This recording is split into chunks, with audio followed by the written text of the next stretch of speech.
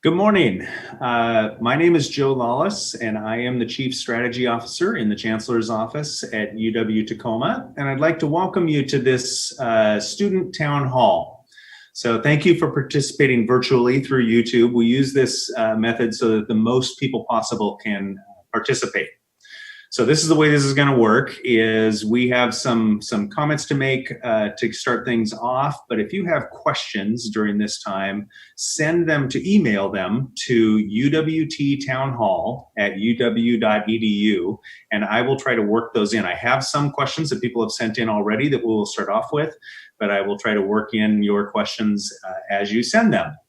And if we don't get to your questions during that time, we will post them with the video of this town hall. So on our call with us today is Chancellor Pagano, Executive Vice Chancellor for Academic Affairs, Jill Purdy, Vice Chancellor for Student Affairs, Mentha Hines Wilson, Associate Vice Chancellor for Student Success, Bonnie Becker, and ASUWT President, Vincent Da. Vinny.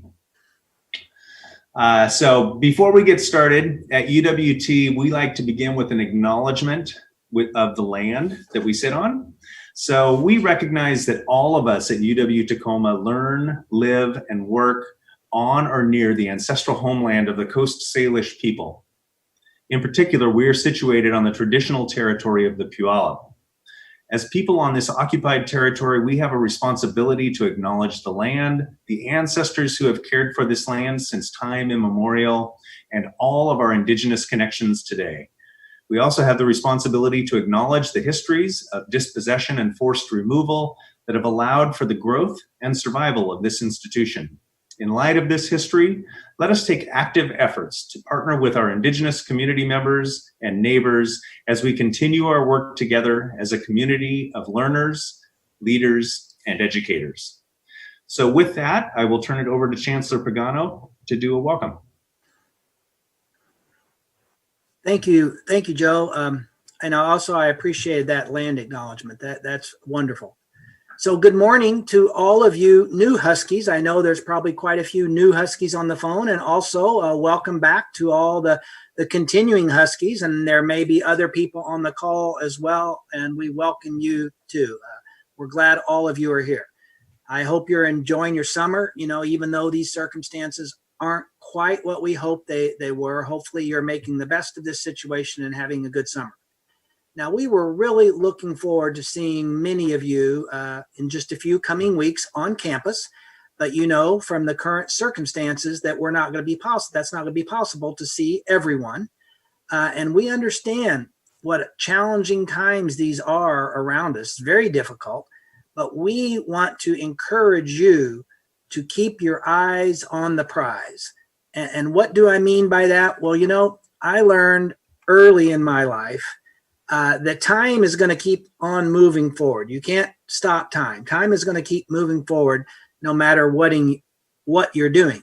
So, you know, time is not going to wait because there are economic hardships or a pandemic or racial injustices. So therefore, we must all continue to use our time wisely. And I want you to remember that. We must help our families financially.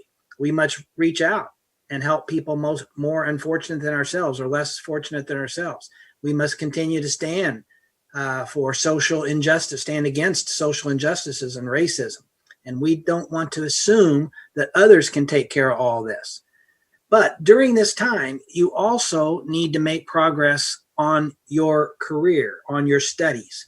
Hopefully, if you are interested in coming to UW-Tacoma, you're a person that has a quest for learning for all your life.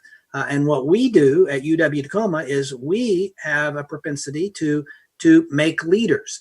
And it doesn't matter what field you're in, we're like a leader factory. And boy, the world needs leaders like you right now. We need leaders in all disciplines. We need leaders who care about other people. We need leaders that have strong principles. We need leaders that are civically minded. We need leaders that are just. And that's our goal for you. And you know, UW-Tacoma's first impact goal in our strategic plan is about students. And it says, we at UWT, we wish to empower each and every student to achieve their dreams. So that's our part, but your part's the more difficult part. First, you must take that bold step and start on your journey. You have to do what it takes to achieve that dream. That dream's not going to drop out of the sky or fall in your lap. You're going to have to formulate that dream and then act on it. And then we're here to help you. Now, that doesn't change. Even though we're in this pandemic, we still are here to help you. It's just going to be a little bit different format than we hope to. But we believe you can be successful in this new format. And we also believe that the more you can know about what to expect before you get here, the better opportunity you'll have to succeed. So that's what this town hall is about today. We tried to tell you as much as we could in an announcement yesterday about our plans for the fall, but there's nothing like hearing it directly from the people in charge of some of these things. So that's what we're about today, is to try to tell you the more details about what you can expect in the academic services, in the student services, in the classroom. And you're also going to have the opportunity to hear about a student who's already been successful in this COVID-19 environment for a couple quarters just recently. And that student, I get the pleasure to introduce that student to you. And that is our own Vincent Daw. He is the president of ASUWT. He's studying healthcare leadership. And to my knowledge, he is the first UWT president to ever be reelected. This is his second term. So Vinny, why don't you tell us a little bit about your time? Yes, tell us a little bit about your time at UWT. Yeah, so thank you for that interesting introduction. So I want someone to say again, welcome to our student town hall. I want to say thank you all to the students who took out their time today to listen to the updates regarding fall. And so I'll probably update you today about what student government is planning for fall quarter. So as we are gearing up for fall quarter, we as student government want to make the transition as seamless as possible and create a campus culture of safety in regards to COVID-19. So we are developing a training module for students and student leaders alike to get a baseline knowledge of COVID-19, but also have the toolkits to have courageous conversations with your peers, student clubs, and your community on the importance of social distancing and wearing masks. At the end of the training, students will receive a certificate of achievement for being a public health advocate when they can they can use it on their resume or upload it on LinkedIn. So it's going to take all of us to take responsibility to care for others, but also make sure that we're all safe on campus and off campus. So we're going to make sure that our student leaders and students alike here on campus have the training to make sure that they know the basic importance of COVID-19 and the safety measures with it. And so I'm going to pass on the mic to Joe.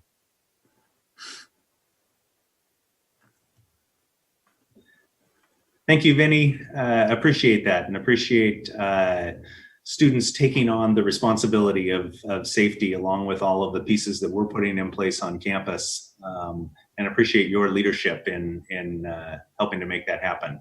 So I'd like to now introduce Jill Purdy. Jill is the Executive Vice Chancellor for Academic Affairs to talk a little bit about the memo that you probably received yesterday. So Jill. Thank you, Joe. Hi, I'm Jill Purdy. I'm a longtime faculty member at UW-Tacoma, and I work with the deans and the schools and the faculty to make sure you're getting the best possible educational experience that you can get. In response to the pandemic, obviously, we are making some adjustments in order to keep everyone safe, most especially students, as well as faculty and staff. And that means that this spring and into summer, our faculty have been carefully considering how best to deliver their courses in order to keep everyone safe and healthy and meet the requirements of the state and county. So as of right now, we have concluded that about 15% of our sections offered this fall will have in-person components and 85% will be fully remote. Those courses that can be taught remotely will be taught remotely in order to protect everyone. And those that must be offered in person, for example, lab classes, studio courses, hands-on project courses, will be offered with in-person components with proper physical distancing and safety measures in place. Now, of the in-person classes, some of them will only meet a few times, perhaps just for midterm and final exams, and some of them will meet twice a week or even 3 times a week, all quarter long in person. So the lectures may be happening online and the labs happening in person. So your guide to all of this is through the UW time schedule, which is going to provide information. As you go into the registration schedule, you'll be able to see the notes for each class that identify how it is being offered.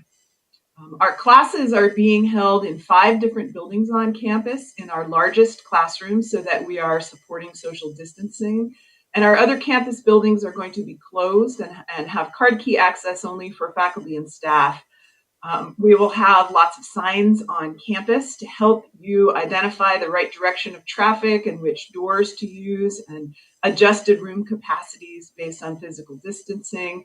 Our classrooms will have cleaning supplies on hand. We'll have hand sanitizer in the buildings. Some spaces we've added plexiglass to keep folks safe when they can't be at least 6 feet apart. Everyone is going to be required to wear a mask in all public spaces, even outdoors if you're near other people. Masks are required in classrooms for in-person class meetings, and no food or drink will be allowed in those classrooms. So the time schedule is up to date, and you can check it for how your classes will be delivered. If there are any additional changes that happen in the few weeks here before fall quarter, we will adjust them and they will show up on that time schedule. So that's a really important resource for you. We are working now on strategies around access to study spaces and other resources for students to support their academic success and learning. We don't want anyone to be held up in their progress towards learning and earning their degree through this process. So the faculty have been working very hard all summer to think about how to give you the best possible experience, even when we can't see each other so frequently face to face. So to tell you a little bit more about student services and student success, I'd like to introduce Dr. Bonnie Becker, who is our Associate Vice Chancellor for Student Success. Bonnie? Thanks, Jill. First of all, hello, everyone. From those of you that are new, welcome to UW Tacoma. For those that are returning, welcome back to UW Tacoma. So as Jill said, I'm here to talk a bit about what academic support will look like in fall quarter. After me will be Vice Chancellor Hines Wilson, who will talk about more student services that are available for you as well. I have two main messages I want to get across today. The services that were available to you before the pandemic are still available in fall quarter. They'll just look different. So tutoring at the Teaching and Learning Center, meeting with an advisor, or getting help at the library will all be done remotely until campus can safely return to normal operation. The other main point I want to make is that seeking help and support is one of the best things that you can do to be successful in college. We have a team in both academic and student affairs who are here to help. And even though we can't be together in person, they're standing by through phone, email, and Zoom. I also wanted to point out a few more specific things from the academic support units. It's important to meet regularly with your academic advisor to help keep you on track towards reaching your goals. Given all the changes recently, your advisor can help refer you to the many offices across campus. But really importantly, they can help navigate your current options with the most current information. So a good example of this is that you should know that there are new policies around grading. In some cases, you can convert your grades from a number grade to a satisfactory, which can help protect your GPA or your academic status, especially if you're experiencing challenges during these extraordinary quarters. There's also a new system for drop-in classes, which in some cases can be done after the class is over. Your advisor is the person that can help you explore this, but you need to reach out to them for them to be able to help you. Another source of help at UW Tacoma is the library. Although the building remains closed, they continue to offer services, programs, and collections. For example, they have 24/7 research help that is available through chat, online drop-in help, as well as librarian consultations that can be made by appointment. You can continue to access all of the online tools that you need for research, like searches and access to ebooks. And by fall quarter, there will be a curbside pickup system to get materials like old-fashioned paper books. The Teaching and Learning Center are the folks who offer tutoring and writing, quantitative skills like math and science, general study skills, and more. All of their services are available remotely for now. When you make an appointment at the TLC, you work with tutors and consultants who are students, just like you. They might have been in the same classes or have had the same instructor as you have right now, and this can help support you in ways that outside tutoring services couldn't. They also have mentors that work with you one-on-one on being a successful online learner, and to help you figure out things like how to find the time and space to study. A lot of us are juggling family and a lot of other responsibilities at home while we're trying to be students or professors in many cases. And then, although both the TLC and the library where it's located are closed, as Dr. Purdy described, we're evaluating ways to offer some space. We recognize that study space is something that many students need and want. The last thing is, I'd really like to encourage you to engage with your professors as much as possible. They are key members of your support team, and most of them are eager to find ways to interact with you. You can go to office hours, or if your schedule doesn't allow that, email them or reach out to them through Canvas. I've heard from a number of faculty from last quarter who were really excited about how they were able to have rich and rewarding conversations with their students, even though it was through a screen. So take advantage of those opportunities. And lastly, good luck in fall quarter. You can do this. We're here to help and support you. So go for it. Thank you, Bonnie. Now I'd like to introduce our Vice Chancellor for Student Affairs, Mentha Hines Wilson, to talk about a lot of things related to how our students are going to interact on campus and the fun things that we have planned. So thanks, Mentha. Thank you, Joe. And you are correct. I have quite a lot to offer this morning. So, good morning to all students, to your families, to all friends who are connected to the University of Washington Tacoma. I want to offer a special welcome to the newest members of our community. We congratulate you on your admission, and we really want to thank you for your willingness to join our community. Welcome back to all of our returning students. I have missed you. Boy, have I missed you. And I want to thank you for your resilience. So I know that there are a lot of questions and concerns in the community. People are wondering, what does it look like on the campus? What can I expect? Will there be people there to support me? What can I and should I be doing to prepare for this quarter? So I just want to walk you through a couple of things. And it really begins with orientation. So, for our newest members of the community, you have already received an invitation to participate in orientation. And orientation is the start of the new student experience. At that time, you're introduced to students, returning students, upper division students are our orientation pack leaders. And you're also introduced to a whole host of supportive networks that help you ease into the campus to understand what the expectations are academically, what it is to be a part of a community, a sense of belonging, our safety conditions, our well-being expectations, and you'll also be provided with a roadmap for academic success well before classes begin. You can expect that all these activities will be happening virtually, but we've also added a drive-in orientation. So stay tuned, you'll receive more information. You don't want to miss the drive-in orientation. At that time, you will be presented with some UW swag that includes your own personal UW mask. Okay? Face coverings are going to be required for all activities on campus and in all public spaces. So public spaces include everything from the parking lot to the restrooms, common areas, classroom spaces, basically the entire campus. You will be required to wear a mask. Now, we also know, excuse me, there are students who are planning to live on campus. So Court 17 is open and we'll be welcoming approximately 150 students this upcoming year. Students have all been assigned to a single occupancy room that have a private bathroom and their own kitchenette and their own laundry facilities. Move-in will take place by appointment only. Again, we want to be careful that we are adhering to and modeling social distancing for our community, keeping everyone safe. Common areas are open, and there will be programming that's happening in Court 17, both indoors and outdoors. But again, we will be adhering to physical distancing and health and safety protocols. Residents will be expected to keep their rooms clean, to keep the common areas clean, and facilities will help also maintain daily the cleaning of high touch points like doorknobs and handles, the elevator buttons, and light switches. Remember, have your face masks, they will be required.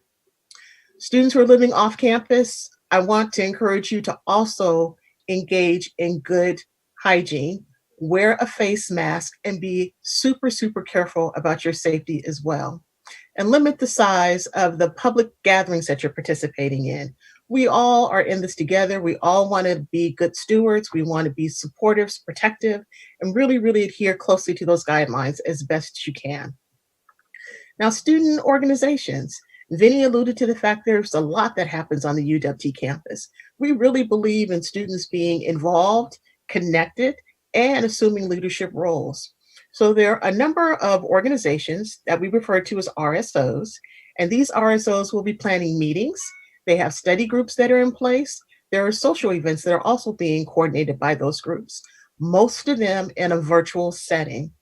Limited number of in-person activities, and again, we're adhering to guidelines. So at this juncture, those activities are limited to 5 individuals or less. In terms of student support services, there are a whole host of activities in place. Our returning students are very familiar with the programs, services that are made available in the Mattress Factory. For new students, let me highlight a couple of them for you. So we have offices such as advocacy and support.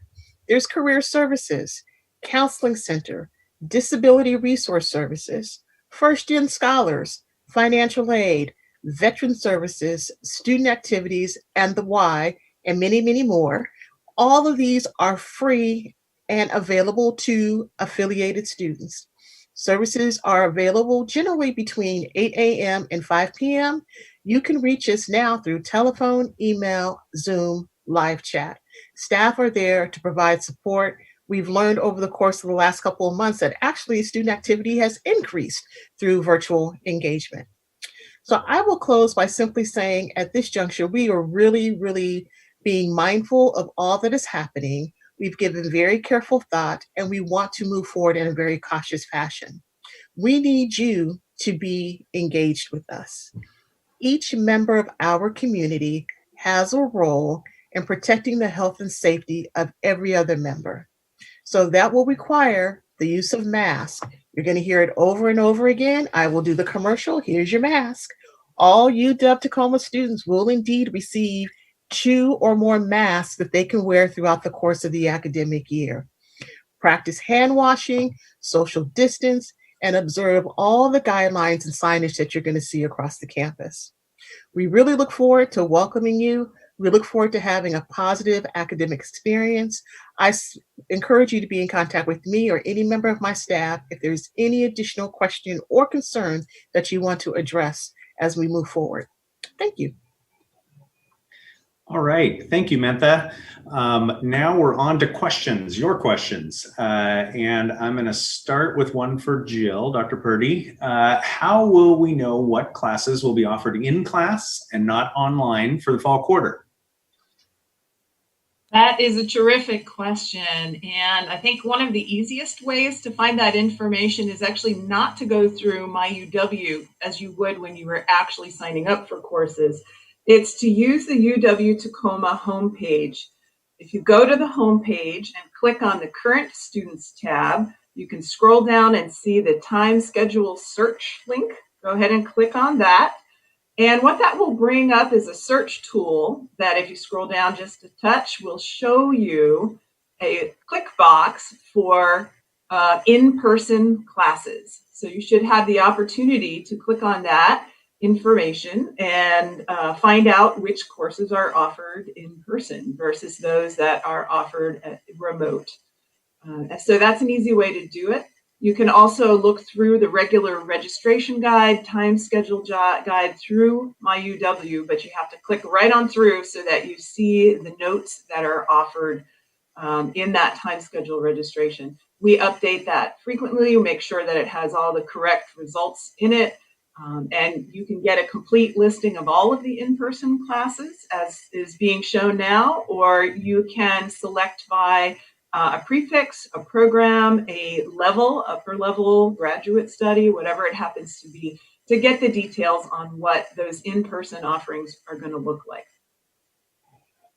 So in addition to that, as we get closer to the start of fall quarter, faculty will begin reaching out to you, most likely through your Canvas account, to give you more details to make sure you have access to the syllabus, the materials, and you get a feel for how the class that you're scheduled for is going to work. It also helps to reach out to advisors who are just incredibly smart about making sure that you're getting the things that fit to you and your schedule and what is required for you to complete your degree. And also, to the best of our ability, trying to meet your learning needs, whether you would prefer more classes in person or to be fully remote. We'll do our best to help you plan a schedule for fall that meets your needs. So thank you for that question. Thank you, Jill. And the next question is for you as well. So I know that all of my classes will be online, but I really wanted to study in school. So I was wondering if UWT is going to have some sort of study space set up for students who would like to be able to study at school.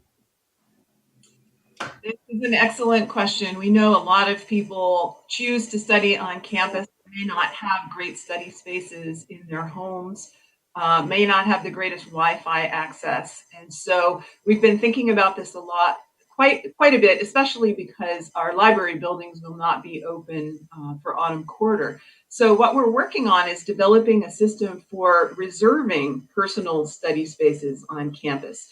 And as soon as we have that system ready to go and in place, we'll be posting and sharing that information. so that you can be assured that if you come to campus, you're going to have that space reserved for a particular time period, and that you'll have the ability to use the Wi-Fi, be on campus, have that quiet, focused study time. It's important to remember that we're not able to support any kind of in-person group study. That should be done through whatever online platform works the best for you. Some professors are setting up group sites on Canvas. Other students are taking charge and setting up their own groups through their favorite communication or social media platform. So we do want to support on-campus study as much as possible. We are also testing our outdoor Wi-Fi signal strength and upgrading it where necessary, because we've heard from some students that they have a vehicle, they'd like to be able to come and actually stay outside in their car in a parking lot, but use that strong signal and have that sort of quiet personal study space within their own vehicle. So we're working hard on that to make sure that that is possible, and we'll be sharing information about that as well. Thank you, Jill. Mantha, next question is for you, and I'm kind of combining a couple of different questions because I've had a few about work-study jobs, and it's, will there be work-study jobs available on campus this quarter? I'm a student worker on campus in an office that is open to students for large amounts of time in the day. Will hours be limited for the office in the future, or will it have to close due to the virus? Thank you, Joe. That is also a really wonderful question. And so, yes, there are work-study positions available across the campus. Students will want to connect with the individual departments in terms of what the hours of operation will look like, what the expectations are, and the pathway forward for the quarter. My staff within financial aid is also available to answer any questions students might have regarding their financial needs. I think the most important takeaway, well, there have been many takeaways, but one of the most important takeaways that I hope that students will leave with is the fact that there are individuals that are ready to help. Lots and lots and lots of resources spanning the entire campus, from academic affairs to student leadership. But we're giving you a lot of information. I acknowledge that. So I would encourage you to, read your email. There's a lot of information that will be coming your way and continue to come your way in the form of email messages. Secondly, take a look at the website. On the main page of the UWT website, we're updating all information that's related to COVID, our emergency response operations, the academic schedule. All of that will be front and center. And then finally, please be in contact with your faculty members. It's a two-way situation. So they want to hear from you, we want to hear from you, and let's keep that conversation going on and on. So yes, financial aid, work studies available, be in touch with us. If you need additional support, call us, email us, be in touch, be responsive, and we will be responsive as well. Thank you, Mantha. Next question is for you as well. And you addressed it a little bit earlier, but I want to talk specifically about it. And it says, I'm a new freshman at UWT, and I'm really looking forward to joining clubs to meet new people. Are we still able to join clubs? And if so, how will that look during fall quarter? Yes, we encourage all students to become involved in some type of club or organization. We've done a little bit of research around this, and we found that clubs and organizations are one of the main ways outside of the classroom to meet friends, to become connected to the campus, to have a real sense of pride and become part of the Husky family. So yes, through student activities at the start of the quarter, there will be a student activities fair. It will happen virtually. So all the clubs and organizations will have information available about what it is that they do when they're coming together for meetings, what their goals and objectives are for the upcoming year. The same is true for ASUWT. There's some positions that are available, and Vinny might want to comment on this, that will become available this fall. And there's a whole process in which students can get involved in government as well. So yes, please be on the lookout for an email. Take a look at the website, the Student Affairs website, Student Activities website, engage with folks online, and when appropriate, there will be in-person gatherings. Remember, we're going to limit those gatherings contingent upon what's happening in terms of our public health guidelines. And here's my commercial again, wear your mask. Can't go wrong if you wear your mask. Vinny, I hand it off to you. Do you want to comment a little bit around activities? Yeah. So thank you, Mentha, for talking about student involvement. There are other ways you can get involved on campus. So one being joining clubs. So start of fall, we'll probably have a virtual involvement fair, and that's where your go-to place is, where all the clubs will be there. So you don't feel pressured to actually individually reach out to them. They'll actually come to you. So it's a one-stop shop for all the clubs there. And so there will be more announcement and a big advertisement for all students and returning students to know about it. And all the clubs are welcoming, and they're looking forward to new students joining throughout the year. So thank you. Thank you, Vinny. Thank you, Mentha. Next question is for Jill, and it's, I have a question about classes for autumn quarter. Some classes have times listed, even though they are listed as meets remotely. Can you clarify if classes will be offered asynchronously as well as synchronously? And first of all, can you describe what asynchronous and synchronous means? Because I don't think everyone knows what that means. So start with that, and then how can you tell on the time schedule? Absolutely. Yeah, this is new language for a lot of folks that has sort of come upon us through this pandemic. So a synchronous class means that everybody is together, either in person or online, at a scheduled time. They are learning at the same time together. And asynchronous really indicates that we're not doing it at the same time, that you can proceed at your own pace and work on the learning activities and assignments according to deadlines, but you don't have to be there or meet at a fixed time each day. And so what you'll see in the time schedule is that there are some courses that meet remotely that have no time scheduled. And that means they are fully asynchronous. That is, it's all on you to keep up and to be self-disciplined, to manage that coursework, keeping up with assignments and deadlines and activities, and connecting with the class and the course material and the faculty and your fellow students. So some of those courses offer really maximum flexibility. There are other courses that say meets remotely, but still have a scheduled time in the time schedule. And this is an indication that the faculty member intends some or all sessions will be available synchronously, which means that at the scheduled class time, you might be in a Zoom meeting together, or you might have a group meeting at the scheduled class time online, or that there would be other kinds of activities where everyone is learning at the same time. A lot of classes offer this option because a lot of students have said, I learn from my peers. It's really important to me to have those social connections. I really want to be able to ask my professor questions when I'm doing my learning.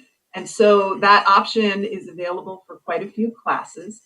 We have asked all of our faculty to make those sessions available also asynchronously, meaning that you should really do your best, if your class is a scheduled time, to plan to use that scheduled time for your class meetings. But if you are unable to make one of those class meetings, that whatever is happening in that synchronous time block where everyone is learning together will be recorded or substituted for you in another way, so that you are able to keep up even if you're not able to participate in all of those class meetings. So the time, so you've hit on a really important indicator in the time schedule that says it might say meets remotely, but that the preference in that case is that you're going to have some online interactions with other people at the same time. However, substitutes will be available so that you're not absolutely required to be there at every single class meeting online on time. So faculty will again be sharing more details about that as we get closer to the fall quarter start at the end of September. Thanks. Great, thanks, Jill. I've got a lot of questions now in a row for Mentha, so be ready.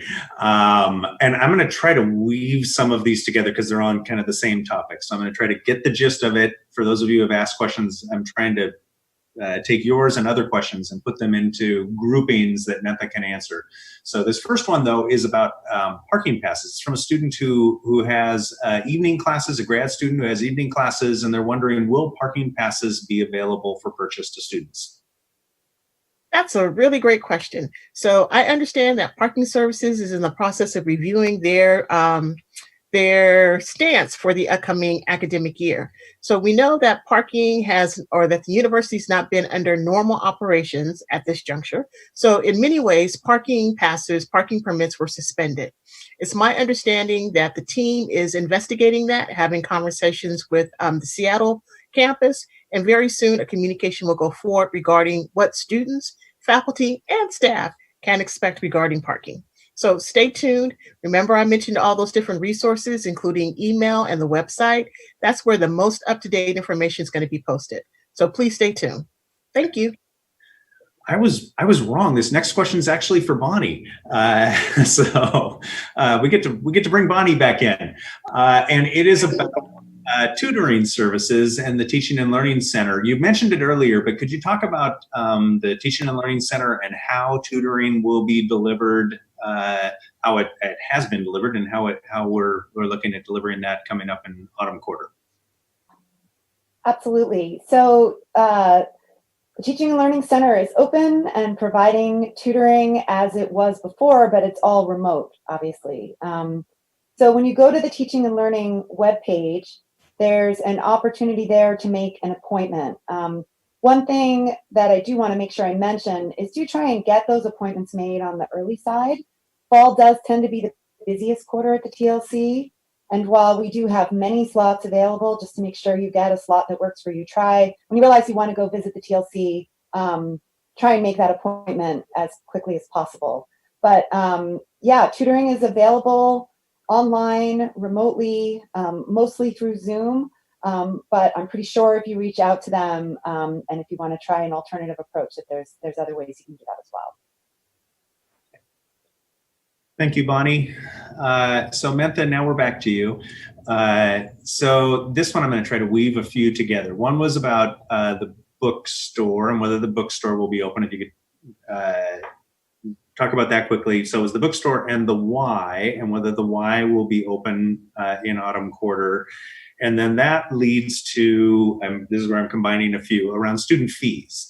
And our plans around student fees, and in particular the YMCA. Okay. So in terms of the bookstore, so we mentioned earlier that most services will be operational. That includes the bookstore. So again, go to the website. Most of the up-to-date information will be available there. I also want to loop back to the question around work study positions. So you should know too that another website or another site that's available that has up-to-date information is Handshake. So new students, we have this wonderful platform that lists all the different career opportunities, job fairs, everything that's related to employment. It's entitled Handshake. So all students are able to go through Handshake on the Career Services site. Thank you for that visual. And the information is readily available for you 24/7. So wanted to just make sure that that was made known. The other aspect about the student fees and so forth and the Y actually is offering virtual services. There are fitness programs that are being offered through the Y. There are wellness activities that are happening, mind, body, and soul. So all those things are still underway. The Y too has to be responsive to the current health conditions and align with what it is that we're hearing from Governor Inslee. We know at this juncture that they intend to be fully operational in the fall. So their website is up to date. Michael Marquez, who's the executive director, is in constant contact with our team.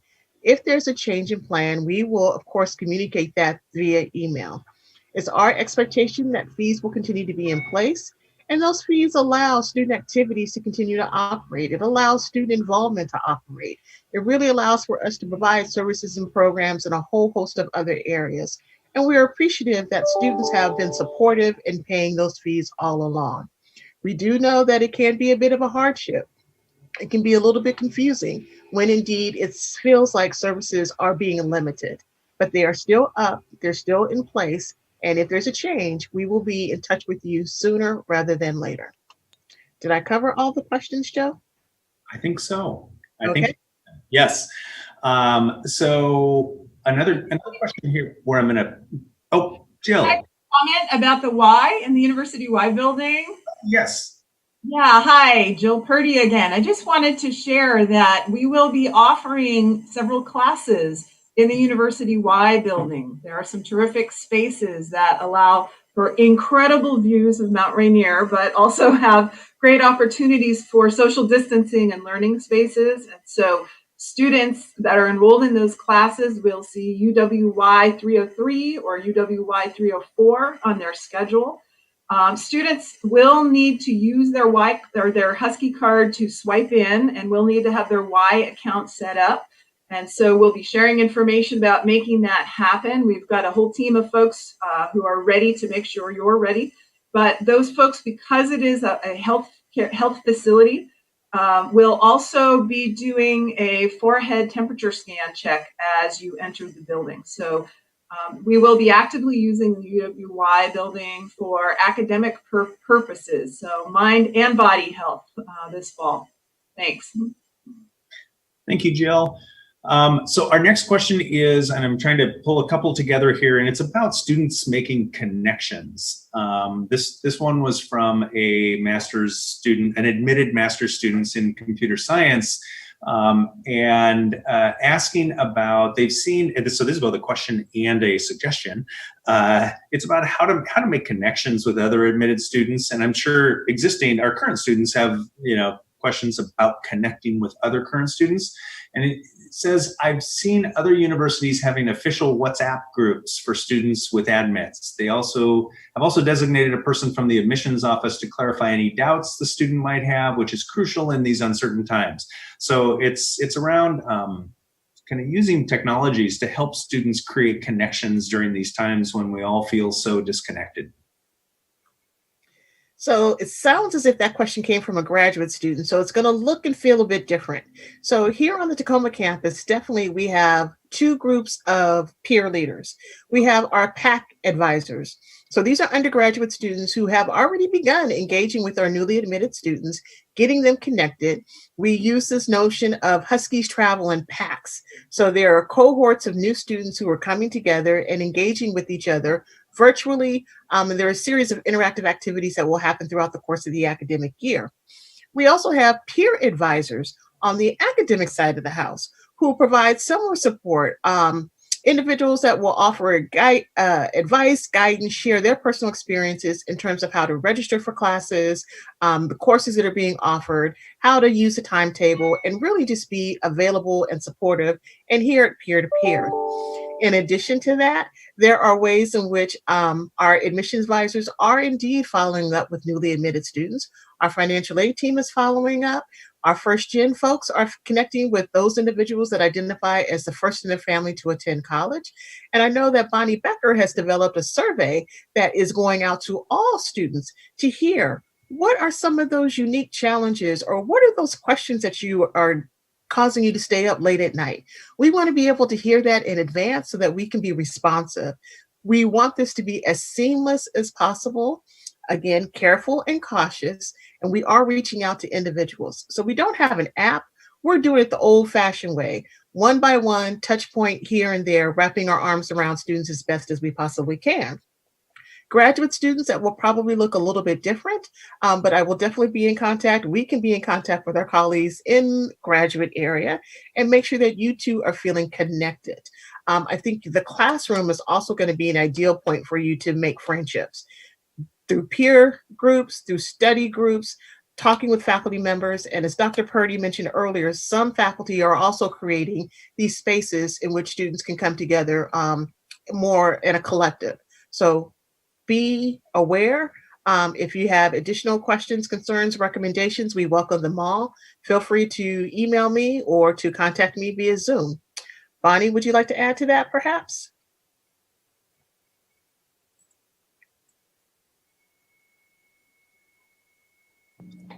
Sure, thank you, Mentha. Just to mention about those surveys, those will be coming via email. They usually involve a single question, something along the lines of how's the quarter going? just to give you a sense, my team are the actual human faces behind those surveys. And we try and do those fairly regularly. Less as sort of it's not like a research survey, right? It's our opportunity to hear from you. And then we have a team that can reach out. You have an opportunity to opt out, but we have a team that can reach out and connect you to resources or answer questions. And so one of the things that we heard about was students' desire to engage more with other students. And one thing, if I can, pop it over to Vinny to talk a bit about your Husky Success Series. So there is definitely sort of helping students to find those kinds of connections. That's one of the things that we have recommended, as well as our very active student organizations, which we call RSOs, are two really wonderful ways to get engaged. Okay. Thank you, Bonnie, for forwarding to me. So yeah, for our freshmen undergraduates that are the first time here, we have this called the Freshman Connect series, where we actually bring in the different departments and they actually do like an impromptu intro, what they offer and fun things that they do. But also, in speaking of clubs, our facilitators behind, Mark, could you also pull up the Dog Den 2.0 website? So we have this website on campus called Dog Den 2.0. It lists all the organizations here on campus. I know that a graduate student had a question like, how do I get connected to current students and new students? So this is a good way to get connected to current students. So when you join clubs, there's a website called Dog Den. And it'll list all the different organizations, the types of organizations. We have some for your major. So there's Accounting Student Association. There's some for culture, so the Asian Pacific Islander.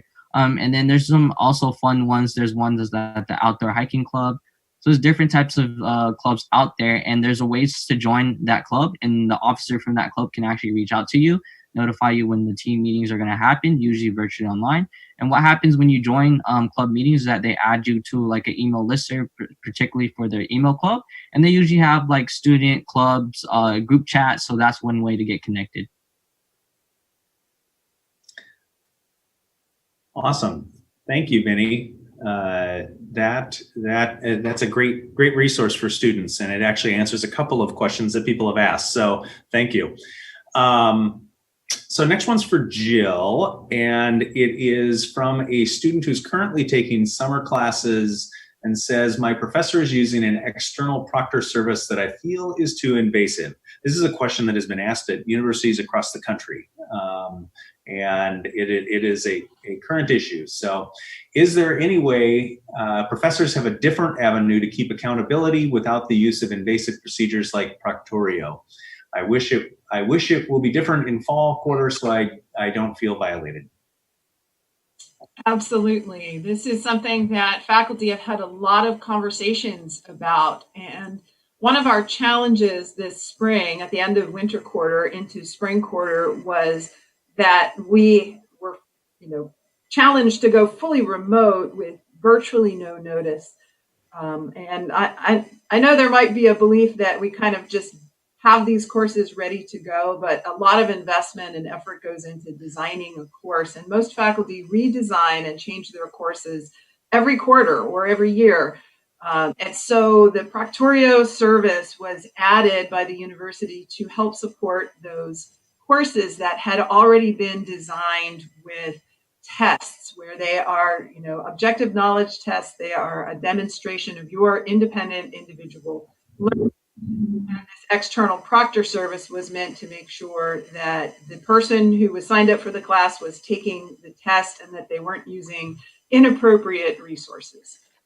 That has been true for the end of winter quarter, for spring quarter, and into summer quarter, where there has been no opportunity for faculty to really engage in the work that's needed to redesign their courses.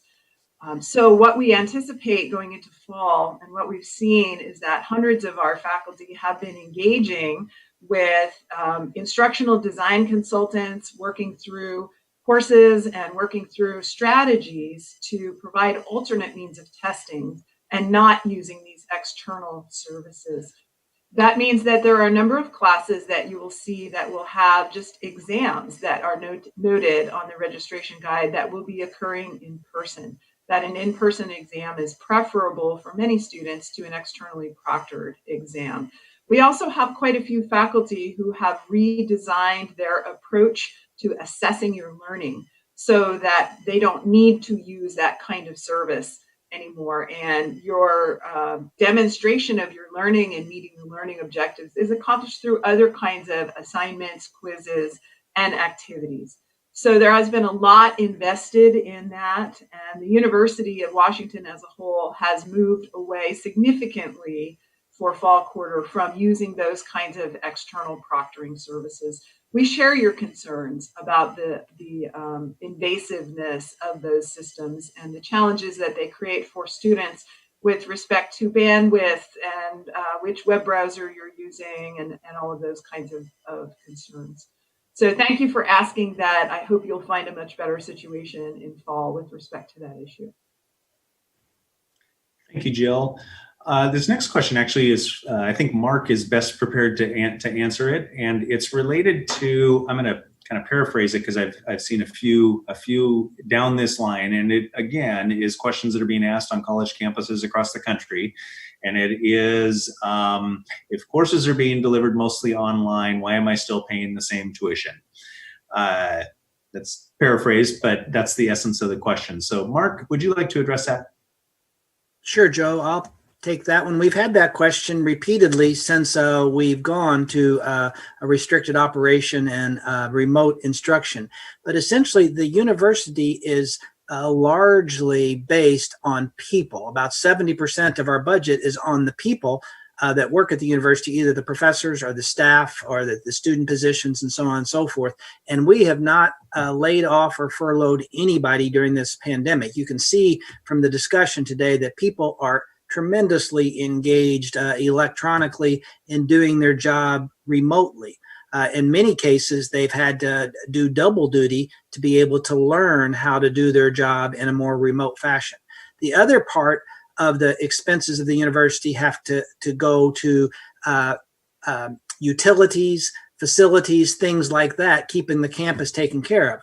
We've actually never closed our campus.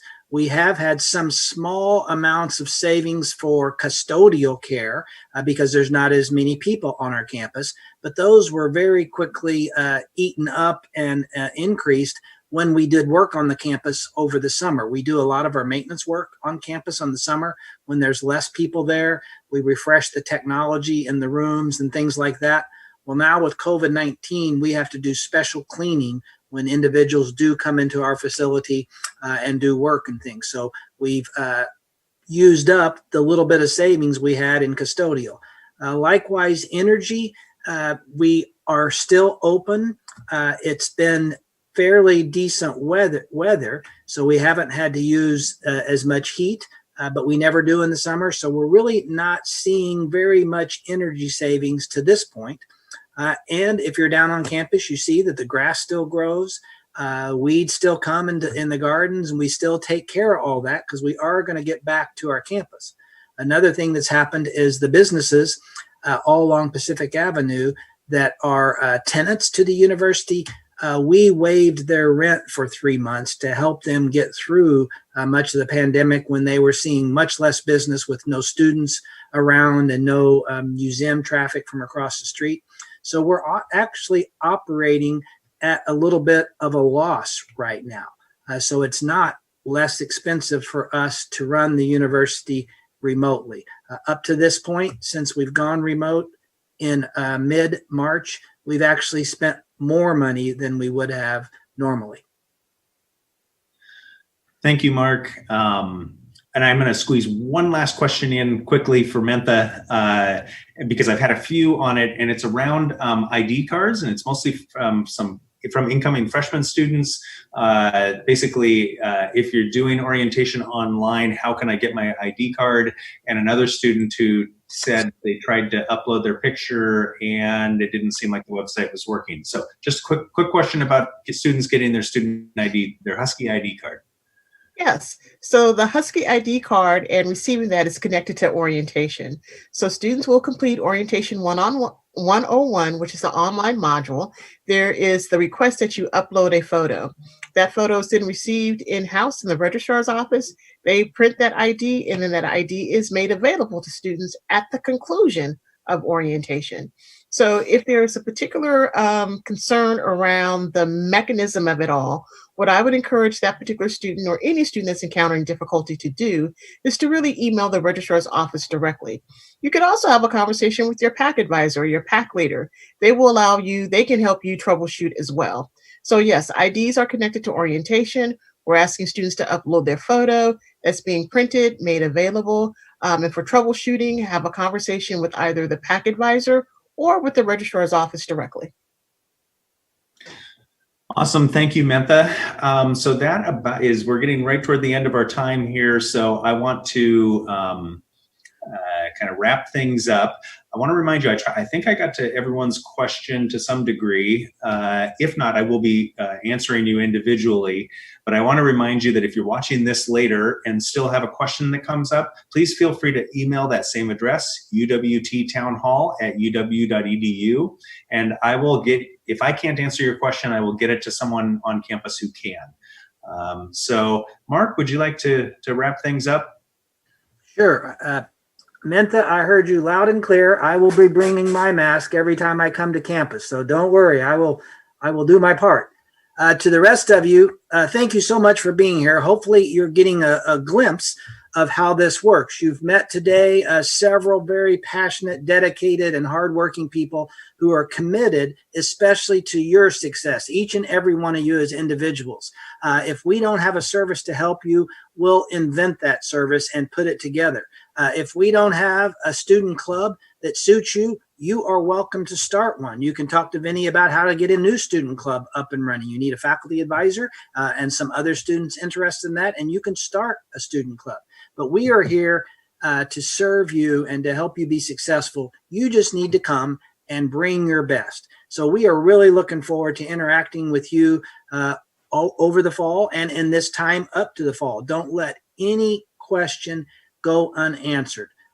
We will try to take care of it, as Joe has said. So thank you to Joe, to Bonnie, to Vinny, to Mentha, to Jill, also to the technical folks, to Josh and Mark who helped us put this on. And thank you to all your students that are here today. If you have colleagues that are still on the fence about whether or not coming to school is a thing for them, let them know how much we are here to help them be successful. And then we will still take admissions into the fall. So we are very glad and looking forward to seeing you all. So go Huskies.